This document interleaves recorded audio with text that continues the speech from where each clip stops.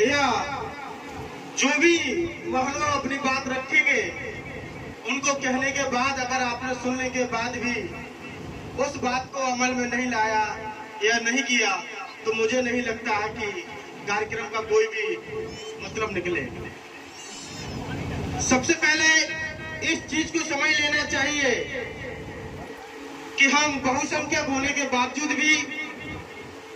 क्यों इस तरीके की समस्या से जूझ रहे हैं, जिस तरीके की समस्या है। जैसे कि अभी पूर्व में हमारे बंटी जी ने एक बात कही थी, किसी भी तरीके से हम लोगों को जीव की हत्या नहीं करनी चाहिए, लेकिन उसके आगे मैं एक बात जरूर कहना चाहूंगा कि अगर कोई भी जीव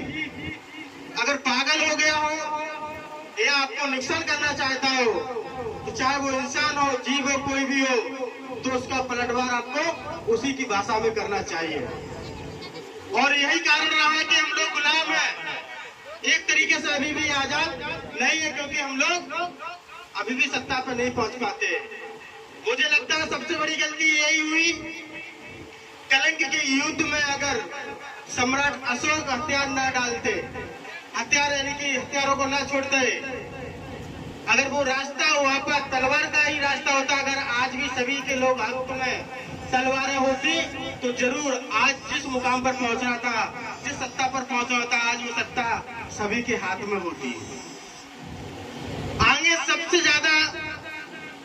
सिर्फ दो ही चीजों पर ध्यान देना है, दो ही चीजों का उद्धार है। पहला, एजुकेशन जो आज 0 के बराबर हो गई है, उसको ज्यादातर ध्यान में रखना और ज्यादा से ज्यादा बच्चों को एजुकेशन के लिए आगे ले जाना। दूसरा, एक ही टारगेट होना चाहिए कि हमें किस तरीके से सत्ता शासन को हथियाना है, क्योंकि जब तक आपके हाथ में किसी तरीके से सत्ता शासन नहीं होगी, तब तक आप कुछ भी करें, कैसे भी करें, कोई भी मतलब नहीं निकलेगा, क्योंकि वो दौर एक अलग था और आज का दौर कुछ अलग है। इसलिए सबसे ज्यादा अपने आप को अगर ट्रेंड करना है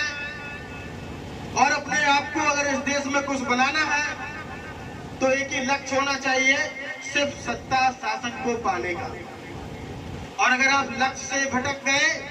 तो मान लीजिए कुछ नहीं होने वाला। दूसरी बात मैं एक और कहना चाहूंगा, खासकर जो भी लोग महापुरुष लगे हुए हैं, उनकी एक एक किताब, छोटे छोटे कोटेशनों को जरूर पढ़ा, क्योंकि आप लोग तो बहुत ज्यादा संख्या में अगर निष्ठावान और ईमानदारी से काम करने के लिए 5 लोग भी निकल आए, 10 लोग भी निकल आए, तो वो दौर, वो समय बहुत ज्यादा नहीं दूर नहीं होगा जब आप जो भी आपके मन में लक्ष्य होगा उसको प्राप्त कर लेंगे। मैं ज्यादा अपनी बात न कहते हुए एक छोटी सी और आपसे बात कहूंगा कि अभी हाल ही में कुछ मुद्दों को लेकर के आलमपुर से भिंड के लिए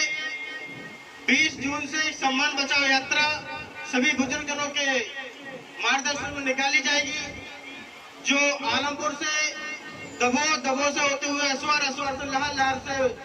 रोन मचंड होते हुए भिंड तक जाएगी। तो मैं सभी ज्यादातर युवा साथियों से कहना चाहूंगा कि उस सम्मान बचाओ यात्रा का ज्यादा से ज्यादा लोगों उसमें पहुंच करके उस कार्यक्रम को और उन मांगे हैं उसमें, खासकर जैसे कि गोरा बाईपास पर भी जो प्रतिभा टूटी थी, उसको पुनः लगाने के लिए खुले दंपति को